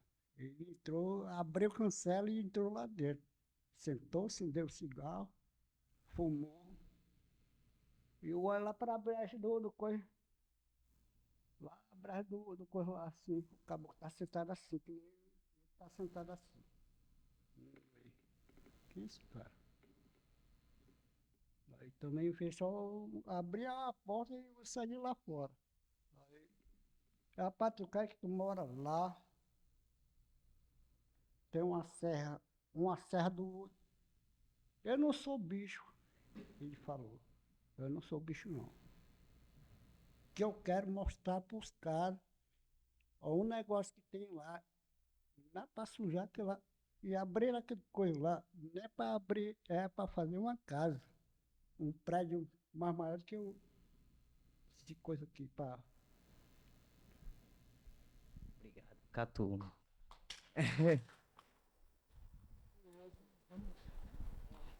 Jonas, obrigada. Eu vou fazer só um comentário para a gente fechar. O comentário é que a proposta hoje, nessa conversa, foi principalmente trazer esses aprendizados, né, dos jovens, que hoje são guardiões da memória, as jovens, os jovens. E eu acho que a gente podia complementar, porque vocês falaram bastante do momento da entrevista, do registro. Eu falei que foram 3 etapas, né, pessoal, que a gente o processo todo tem 3 etapas e agora a ideia é que continue, que eles continuam de forma autônoma e tudo. Então, eles falaram bastante da hora do registro, do momento todo esse que eles contaram. E só para completar, alguém de vocês, né, ou Josi, quem quiser responder, o que vocês fazem depois que vocês têm aquela entrevista na mão? Tá? Como é que vocês trabalham com esse registro? E por que eu estou perguntando isso? Porque daí tem o resultado, que são os documentários. Hoje a gente passou 2 histórias, mas, na verdade, todo esse processo resultou em cada grupo de um documentário, que é a reunião de todas essas histórias. Esse processo teve 70 histórias registradas, né, nos 4 grupos. E, na verdade, a ideia é que eles continuem fazendo isso sempre, né, da forma que acharem que tem mais a ver. Então, agora, é só falar como é que vocês fazem depois que grava, que é a edição, a organização do acervo, para chegar no filme que passa aqui para a gente ver, tá? Eu acho que tem alguém que quer perguntar também. Né? Já passa para todo mundo que quer perguntar, Isso. aí responde tudo junto. Acho que ele quer falar. Eu tenho vontade de ir às aldeias do Maranhão, né? Já passei lá na BR-226, né? Conversei com alguns índios, né? Fiz abordagem lá com uma índia para tirar uma foto. Ela não aceitou tirar uma foto. Então, como se aproximar? Como chegar até as aldeias? Porque tem a questão do preconceito, né, da sociedade em relação aos índios, mas tem também a questão de levar doenças, né? Então, a gente fica muito preocupado com essa questão. Então, como é que a gente pode fazer? Né? Eu também sou poeta, tenho algumas poesias que falam da questão da preservação ambiental, né? Mas assim, como chegar até as aldeias, como se aproximar, né? Há um turismo sendo aberto nesse momento para chegar às aldeias, para que as aldeias consigam arrecadar com o turismo, né? Desenvolver o turismo nas aldeias. Eu queria que falasse também sobre essa outra e última etapa, que é a difusão, né? Como é que esse material depois é disponibilizado, porque isso às vezes é uma tarefa muito difícil, é uma etapa muito difícil. A gente, como uma obra que eu sou atriz, né? Então, um espetáculo que eu monto e que eu nunca vou apresentar e que as pessoas nunca vão ver, ou então que poucas pessoas vão ver e nunca vou conseguir circular. Né? E aí isso é um grande problema também no material audiovisual, como fazer ele circular, né? E qual é a proposta de vocês para que esse material possa circular? Mais alguém? Então, não tenho bem uma pergunta, mas uma observação da importância desse trabalho, porque eu acho que os povos indígenas hoje, como nunca, enfrentam uma ruptura geracional muito grande. Não só as famílias, não só as pessoas enfrentam, mas o próprio ambiente onde essas pessoas vivem enfrenta uma ruptura geracional. E isso afeta terrivelmente a comunicação, porque antigamente esses registros não eram necessários, porque existia dentro de cada sociedade uma forma própria de se passar as coisas. Acontece que isso não funciona mais hoje. Então, como as colegas e os colegas aqui falaram, né? A escola, a universidade, a leitura, né? Tudo. Antigamente a língua fluía, né? Hoje em dia quase ninguém mais fala assim a sua língua. E isso dá uma certa indignação, né? Porque a língua não vai continuar se ninguém fala e se ninguém mantém a língua viva, né? Então, a língua está na base também a língua, o meio ambiente, a mudança da organização social. Estou falando aqui também para o meu grupo, lá do Mato Grosso do Sul, que enfrenta uma situação muito parecida, né? E que é muito importante. Quanto mais a pessoa sabe ler, menos ela conhece seu povo, né? Quanto mais ela aprende e entende e se dialoga bem com os não indígenas, ela fica mais estranho para a própria cultura dela, né? Então, acho que esses projetos assim, e nós também precisamos fazer isso lá, né? Esses projetos assim são projetos interessantes, mas são também projetos que, tipo, no final a gente pode dizer o buraco é mais embaixo, né? Porque ele tenta suprir uma falta que todo esse contexto gerou, né? Então, só, vamos dizer, elogiar e, ao mesmo tempo, dizer a indignação, né? Porque as pessoas que deviam falar a sua língua é que estão deixando de falar. Eu posso aprender a língua de vocês. Se chama Guajajara, imagino, a língua, né? Se eu aprendo a língua, eu não vou ter a fluência, né, disso aí. Então, assim, fazer esse comentário e dizer que a gente não pode ficar, tipo, muito assim. Vamos dizer, eu mesma faço essas coisas, faço também assim, trabalho mais com a escrita, né? Mas eu fico, gente, mas de repente eu não precisava fazer isso, né? Por que eles não contam? Por que tem que escrever? Mas acontece que o contar já não dá conta, né? Então, essa é a minha observação e eu agradeço muitíssimo, aprendi muito também aqui, né? Em relação a essa valorização da oralidade, né, que é fundamental, e aqui no Brasil a gente tem uma deficiência em relação à política linguística, que é valorizar a escrita e a leitura em detrimento da oralidade, em detrimento da fala. E como esse projeto pode desenvolver outros materiais, assim, a partir das histórias que são fundamentais, né, a contação de história, saber quem são essas pessoas, essas etnias e tudo mais. Mas, assim, também, aqui é um espaço em que a gente poderia também pensar em valorizar essas línguas, né? Em que eles pudessem falar também nas línguas maternas para conseguir uma efetiva comunicação, assim. E também em que medida, né, o que a professora colocou, não está ligado assim os povos sem floresta, né, os povos indígenas que vão perdendo as florestas, e o caso dos Auaguajá, por exemplo, que são povos com floresta, e que a caça, a pesca, não está num passado, né? Ela é presente, né? Tem um esforço muito grande da sociedade nacional e das instituições que trabalham com esses povos, com os Auaguajá, de tornar mais palatável, né? Que fique mais fácil de trabalhar com os não indígenas. Em que medida isso não afeta a própria vitalidade da língua, a valorização da língua, não tira esse tempo de convívio entre eles, né? Esse impacto na rotina. Então, em que medida o projeto também discutiu sobre isso, nesses espaços para se contar histórias, que há pouco tempo, por exemplo, entre os Auá, era muito natural, né? Antes do PBA, né, do Plano Básico Ambiental desenvolvido pela Vale e do TCC, era um espaço que acontecia sempre, essa reunião na aldeia, essa troca de histórias, né? E aí, com esse impacto, né, dos recursos financeiros, como eles fizeram com que os Auá, sobretudo as gerações mais jovens, perdessem esse tempo junto com seus parentes, junto com suas famílias. E com os Guajajara, eu gostaria de saber, não sei se tem algum caapora aqui também, mas se essas contações de histórias, se elas existiam na aldeia, esse momento de trocar história, ou se era também na mata, nessas caminhadas, porque com os Auá é muito assim, né? As histórias a gente consegue saber mais sobre eles quando a gente está junto, andando na mata e tudo mais. E como que seria assim para os Guajajara, como que era antigamente?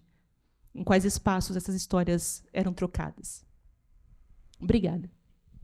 Vou retomar um pouquinho com eles, aí se faltar alguma coisa, né? Então, acho que o que foi perguntado, né, é para falar um pouco sobre o trabalho dos Guardião da Memória, né? Como é feito todo esse processo, assim, o que é a primeira etapa, a segunda etapa, a terceira etapa. Aí eu ia pedir para vocês contar também a Floresta das Histórias, né? O que foi a Floresta das Histórias, que foi feito, e a difusão. O nosso camarada ele perguntou também como se aproximar dos povos indígenas de maneira respeitosa, né? Eu acho que ele tem essa vontade. E ela perguntou um pouco qual que é a importância da língua. A gente até exibiu um videozinho, né, sobre isso.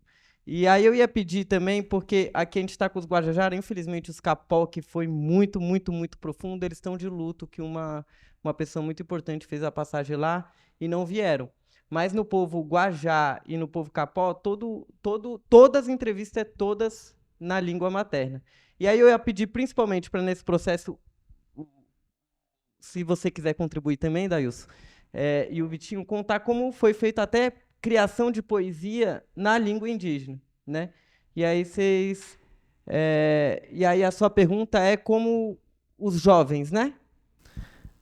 Assim, a gente, quando começou, a gente teve todo um processo, quando a gente começou as filmagens, o processo das entrevistas, a gente teve a gente se reuniu, né, com o pessoal, com os alunos, professores, a gente se organizou de como que ia ser as entrevistas com o pessoal, e a gente, antes disso, a gente conversava, né, com quem ia ser entrevistado, no caso os anciãos, a gente ia lá um dia antes, ou quem sabe uma hora antes, a gente ia e conversava com eles, né? Falavam que a gente iria entrevistar, aí tal dia, tal hora a gente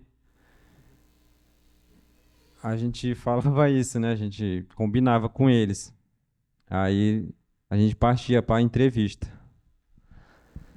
Aí depois das entrevistas a gente vinha, né, com o material já armazenado nos equipamentos, e a gente se organizava de novo com um grupo. A gente parava ali, aí descarregava o material. Aí depois a gente se reunia de novo com o pessoal para a gente ver o que ia entrar no filme, o que ia ficar de fora. No caso, no nosso caso, não ficou nada de fora, né, Jonas? Todo tá incluso aí, todas as histórias. E assim, eu acho que foi um pouco disso, né, que a gente agora fugiu aqui a pergunta da mente, né? Não... Ela perguntou da difusão também.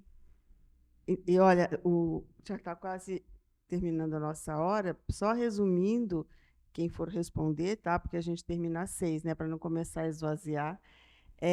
Eu perguntei quando vocês escolheram a que a gente chamava a flor da história, né? Aquela parte que foi para o vídeo, que não foi a história inteira. E ela perguntou como é que vocês estão divulgando os filmes. Tá. Tá. Eu acho que essa parte cabe na parte da decupagem, né, Jonas? Que a gente, depois das entrevistas, a gente assistiu todas, né? Tinha entrevista que passou das 6 horas de gravação, a gente assistiu todas. E depois a gente decupou, né? Dividiu ali as partes, o que seria mais importante. Tipo, no caso, vamos dar um exemplo aqui do João, né? Que está aqui. A entrevista dele foi, eu acho que umas 5 horas. A gente resumiu, fez uma decupagem e fez um resumo aí de, eu acho que 2 minutos, se eu não me engano. E para ficar tipo mais fácil, né? Divulgar nas redes sociais para as pessoas que queiram acompanhar as histórias. A gente pegou as histórias mais essencial, vamos se dizer assim, para botar na internet para o pessoal acompanhar e quem sabe tipo achar interessante e acompanhar o filme todo na íntegra, né? Eu acho que não sei se é isso, mas é isso.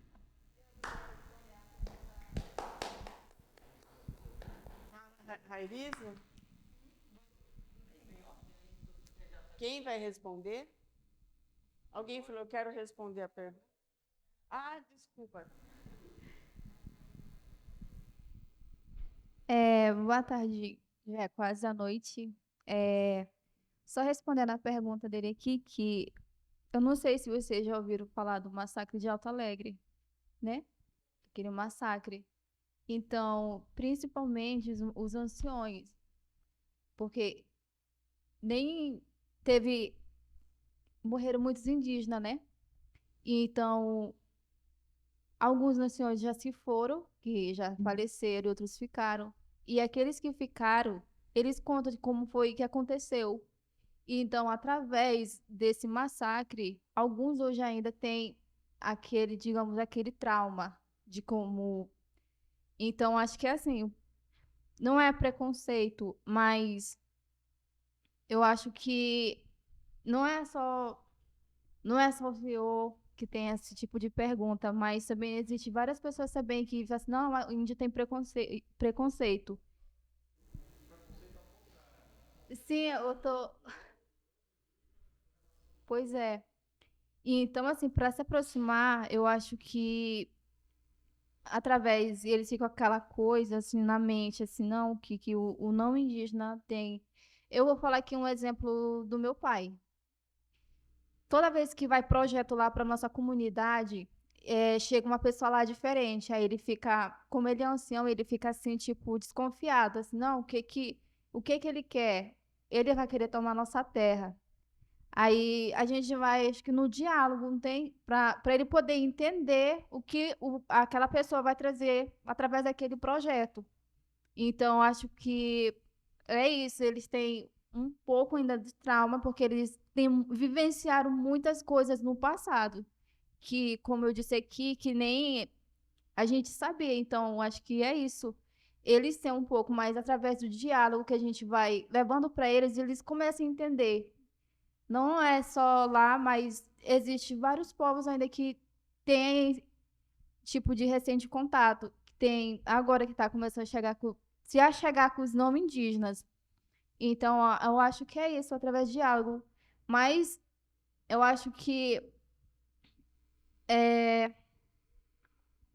como é que se diz? Fugiu da mente aqui a resposta que ia falar. Mas é isso. As pessoas, elas têm esse tipo de pergunta que o senhor fez sobre esse, mas eu acho que era porque assim, a pessoa também quisesse complementar um pouco do que eu estava falando também. Existem vários meios de conhecer lugares, pessoas, e a internet é um desses, tá? Como você tem essa curiosidade de saber mais de perto como que é, o certo seria, sei lá, escrever um projeto, por exemplo, e levar para dentro das comunidades, contar a finalidade, e aí apresentar a associação, né, que é quem recebe as demandas de projetos, seriam mostrados para os caciques e comunidades a finalidade de tudo, como que ia ocorrer, e aí entraria no consenso se a gente ia querer ou não esse projeto, né? Porque o que acontece muito? Pessoas que simplesmente adentram a comunidade indígena quero aprender, quero saber mais, e, sei lá, coleta dados, coleta informações, faz trabalhos, né? Faz aí as suas pesquisas, publicam e ficam famosos, ganham dinheiro em cima das custas dos povos indígenas. É o que muito acontece. Então, isso é uma das coisas que a gente rejeita, né? A gente rejeita, tipo, qualquer pessoa. E também não pode qualquer pessoa adentrar o território, principalmente, tipo, você não conhece ninguém das comunidades. Simplesmente chegar lá, que é o que a gente fala de carrão de cena, lógico que você vai ser, tipo, mandado embora, né? Tipo, ninguém te conhece, o que você veio fazer aqui? Não, por mais que o seu coração esteja com boa intenção, a gente sempre vai ficar com aquele receio, né? Por conta disso. Outra coisa, respondendo a pergunta dela, não sei se vou responder corretamente, mas vou dar uma contribuição com relação, você falou bastante do território, do impacto do desenvolvimento, né? De fato, o desenvolvimento, entre aspas, ele traz grandes impactos dentro de todas as comunidades indígenas, principalmente, né, nessa parte do território. E com relação à língua, Guajajara também fala a língua, né, a língua indígena. Os Auá, eles são, eu não gosto de usar essa palavra isolado, né, mas assim, eles realmente moram dentro do coração da mata, mas Guajajara também tem mata, né? Algumas dessas, TI Rio Pindaré, por exemplo, até um tempo atrás não tinha mata, não é considerado mata por conta do desenvolvimento da BR-316 e de vários aspectos que levaram à perda da mata, mas com os guardiões da floresta, as guerreiras da floresta e a organização da comunidade, hoje pode-se dizer que o território Terra Indígena Rio Pindaré, ele tem mata, tem árvores nativas que não tinham, justamente com a ajuda das outras comunidades, essa união, para construir novamente aquilo que o branco, né, colocou e deixou para nós. Né? Hoje em dia nós temos. Como que era contado as histórias dos Auá? Não conheço muito a história dos Auá. Eles não falam muito, né? Não são de falar assim, com a gente, com outros territórios. Eles têm as formas de organizações deles, nós temos as nossas formas de organizações. Mas, para nós, Guajajara, quais os momentos que eram contadas as histórias? Nas rodas de conversas, mesmo acendia-se uma fogueira, e os mais velhos iam contando histórias para as crianças. No momento de trabalho, né, na roça, na hora de pescaria, ainda funciona. Ainda são contadas histórias, né, quando a gente vai pescar, quando a gente vai caçar, eles vão falando, contando algumas histórias para a gente. E agora, né, nas escolas, todo o material que é produzido, eles podem ser utilizados e devem ser utilizados na escola como material didático para as crianças, né? Porque com esse fato do desenvolvimento, né? Os indígenas começaram a trabalhar assalariado, e aí não tem aquela rotina de antigamente, né? Porque a gente tem que entender que o mundo está mudando, as coisas estão mudando, e não é um trabalho que vai me fazer menos indígena, não é uma roupa que vai me fazer menos indígenas, né? Não é um lugar de posição que vai me diminuir quem eu sou, né? O que eu sou, mesmo que eu negue, está em mim, corre no meu sangue. Então, as crianças deixaram um pouco de ouvir, e a escola é um dos meios que a gente utiliza como forma de resistência, principalmente ao totalitarismo científico, que foi por causa da escola que muitos povos perderam a língua, porque foi imposta uma fala que não era nossa. Eu me emociono com isso porque eu estou formando para ser professora. A minha mãe é bilíngue. Minha mãe é professora bilíngue. Infelizmente, eu estou em processo. Infelizmente, eu estou em processo de aprendizagem da língua. Era para eu saber falar a língua fluente. Eu sei muita coisa na língua, mas não é o suficiente para mim por conta da escola que foi imposta. E hoje a gente utiliza aquilo que foi contra nós como arma, né, para lutar com os nossos direitos. A língua indígena ela é importante, mas se a gente não soubesse falar o português, hoje a gente não estaria dialogando com vocês. Do que adiantaria falar na língua indígena aqui se vocês não estivessem entendendo? Vocês não iam entender o que a gente quer, né? É uma forma de garantir direito, de lutar por nossas terras. E é por isso que o português ele matou muito indígena, né? Mas hoje a gente utiliza como uma forma de resistência. Com relação às outras perguntas, foi feito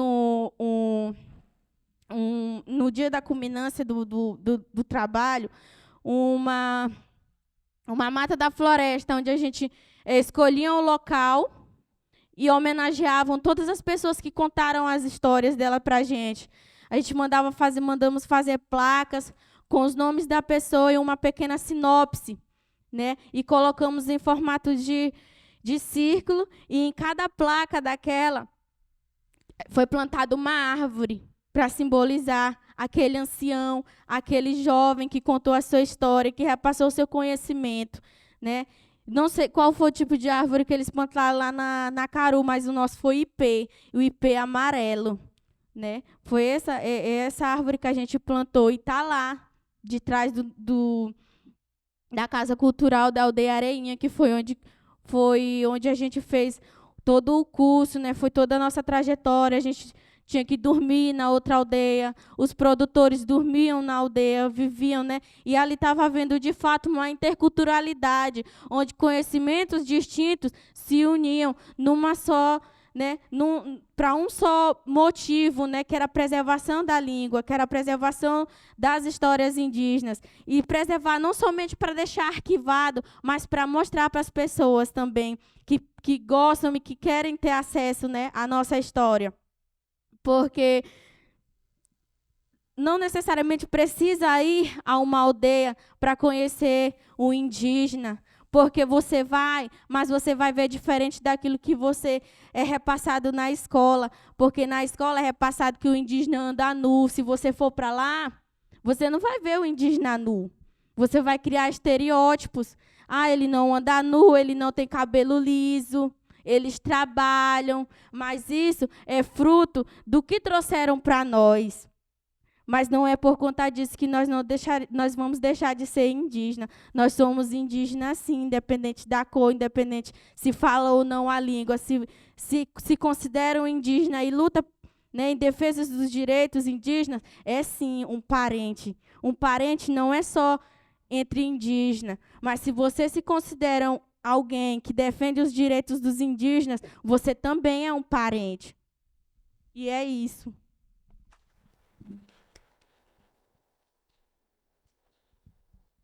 E ela perguntou se tinha alguma entrevista com criança. Lá na Território Pindaré não teve, especificamente com as crianças, mas elas estavam ali o tempo todo. vendo, participando de tudo. Na hora da alimentação, na hora da gravação, teve uns vídeos que a gente fez deles dançando. Nos momentos culturais eles aparecem, mas entrevista com a criança mesmo a gente não fez, porque o foco principal nosso e a preocupação que sempre teve foi com os anciãos, porque eles são a biblioteca viva e são eles que são os sábios, né, de dentro do território. Então, eles que têm que repassar o conhecimento deles para nós, porque formação nenhuma no mundo é maior do que o conhecimento de um ancião, né? Então, não teve, mas a participação das crianças era em todo ali o momento. A gente não fez a gravação. E a gente mostra os trabalhos para eles, né? Para eles poderem ver e se identificar com aquilo. Pelo Museu da Pessoa, que é um museu virtual, né? A gente tem um site que tem 20 mil histórias já, nós temos 30 anos. Só estou falando por causa do volume, da visibilidade, né? Essas histórias todas também estão no portal do museu. Então, quem quiser acessar, está lá. E quem quiser contar a sua história em relação a essa experiência de hoje, tem esse espaço também, né? Agora, só uma observação que eu entendo, estou falando para os guardiões também, né? Uma coisa que eu estou pensando aqui. Primeiro, alguém disse da preservação da memória. Eu, pessoalmente, quando comecei a trabalhar junto com eles, eu pensei, o museu preza pela preservação e fortalecimento das memórias, mas quem mais do que esse grupo, né, faz isso? Os indígenas preservam e passam há quantos anos, né? Mesmo quem está já em contato desde 1600, ainda tem as suas, né, a sua cultura de uma certa, como disse a Rairiza, né, que conseguiu manter até hoje, né? Para mim, eu me surpreendi muito no convívio, que não é aparente na roupa, mas é muito mais profundo, né? Então, eu acho que é tudo isso. Onde eu quero chegar? Esse contato hoje, né, os guardiões aqui, que agradeço a oportunidade, né, que vocês trouxeram, o movimento é isso, sabe? A gente, inclusive, né, está pensando nesse movimento. O que são os guardiões da memória? Então, a gente está ainda bem no começo, né, e acho que tudo isso que foi falado aqui, né, eu acho que a gente pode continuar essa conversa para o próprio movimento dos guardiões. As nossas comunidades, elas não são turistadas, né? A gente não trabalha com turismo, né? E isso não existe dentro do território Pindaré, Capó, Auá, né? E Caru, não tem. Até porque, assim, no meu ponto de vista, algo turístico é algo que, tipo, é como se fosse um objeto que eu vou lá, tiro uma foto, arquivo e pronto. Mas por que não mais que isso, né? Por que não, em vez de só uma visitação? Mas o que eu posso contribuir mais? Por que não eu me envolver no próprio movimento, né? Por que não eu fazer parte da família?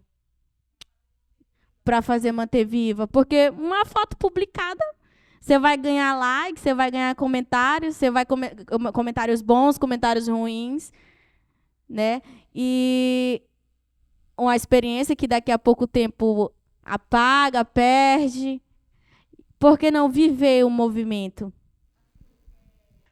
Nós, como Museu da Pessoa, a gente não tem o objetivo, a pretensão de ensinar nada, né? A gente está aprendendo. Então, como a gente começou com o povo Guajajara, até hoje, como a gente está com os Guajá, a gente está muito mais aprendendo do que passando. E hoje, quando você olhar o Museu da Pessoa, onde é o museu? É na aldeia, Areinha, na Floresta de História. Quem que é o professor do museu? Hoje é o Daílson, hoje é o Vitinho, eles são os representantes. Então, só agradecer, gente, essa paciência, né, de vocês, agradecer ao povo Guajajara, ao Aguajá, Capó,